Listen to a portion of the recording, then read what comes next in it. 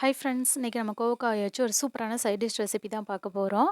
கோவக்காவை நம்ம யூஸ்வலாக செய்யும்போது வீட்டில் யாரும் அவ்வளோவா விரும்பி சாப்பிட மாட்டாங்க. இந்த மாதிரி செஞ்சு கொடுத்து பாருங்கள், திரும்ப திரும்ப செஞ்சு கேட்பாங்க. அந்தளவுக்கு ரொம்பவே டேஸ்ட்டாக இருக்கும் இதோடது.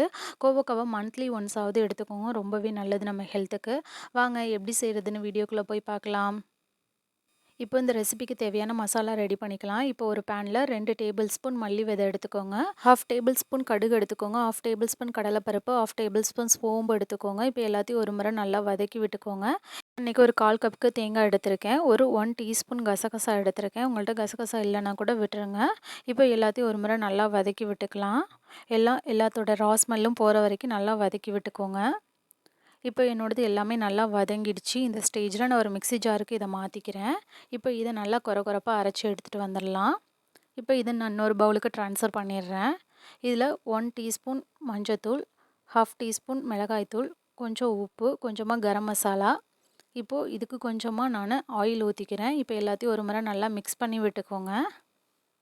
நான் இன்றைக்கி தேங்காய் எண்ணெய் தான் யூஸ் பண்ணுறேன். உங்கள்கிட்ட தேங்காய் எண்ணெய் இல்லைனாக்கா வேறு எந்த ஆயில் வேணாலும் யூஸ் பண்ணிக்கோங்க. இப்போ எல்லாத்தையும் நல்லா மிக்ஸ் பண்ணியாச்சு. நான் இன்றைக்கி கோவக்காவை இந்த மாதிரி ஒரு 4 பாகமாக நல்லா வெட்டி எடுத்திருக்கேன். இந்த மாதிரி வெட்டிக்கோங்க. இப்போது அந்த கேப்பில் நம்ம எடுத்து வச்சுருக்க மசாலாவை ஃபில் பண்ணிக்கலாம். இந்த மாதிரி ஃபில் பண்ணிக்கோங்க. எல்லா சைடும் படுற மாதிரி நல்லா ஃபில் பண்ணிக்கோங்க. இப்போது இதே மாதிரி நான் எல்லா கோவக்காயும் ஃபில் பண்ணி எடுத்துகிட்டு வர்றேன். இந்த மாதிரி ஃபில் பண்ணிக்கோங்க. இப்போ நான் எல்லாத்தையுமே ஃபில் பண்ணிட்டேன். இதில் நான் இப்போது ஒரு 2 பெரிய சைஸ் வெங்காயத்தை பொடி பொடியாக கட் பண்ணி சேர்த்துருக்கேன். ஒரு தக்காளியை நான் அந்த மாதிரி பொடி பொடியாக கட் பண்ணி சேர்த்துருக்கேன். 2 பச்சை மிளகா, கொஞ்சமாக கொத்தமல்லி, கொஞ்சமாக கருவேப்பிலை, ஒரு 1 டீஸ்பூன் இஞ்சி பூண்டு பேஸ்ட்டு, கொஞ்சமாக புதினா, கொஞ்சமாக உப்பு. இப்போது கொஞ்சமாக ஆயில் ஊற்றிக்கிறேன்.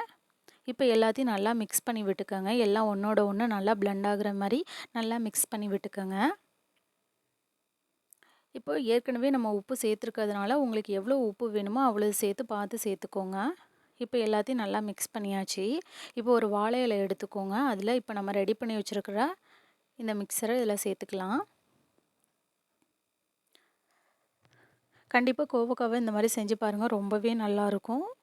ரொம்பவே டேஸ்ட் அருமையாக இருந்துச்சு. நீங்களும் ட்ரை பண்ணி பாருங்கள். இப்போ வாழை இலையை மொத்தமாக சேர்த்து ஒரு நூல் வச்சு கட்டிடலாம்.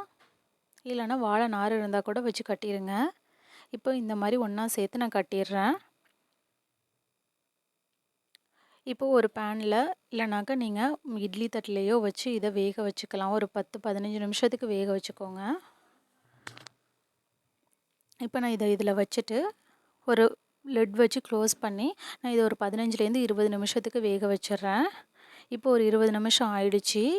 அவ்வளோதான், இப்போ ரெடி ஆகிடுச்சு. இலையோட நிறம்லாம் நல்லா மாறிடுச்சு.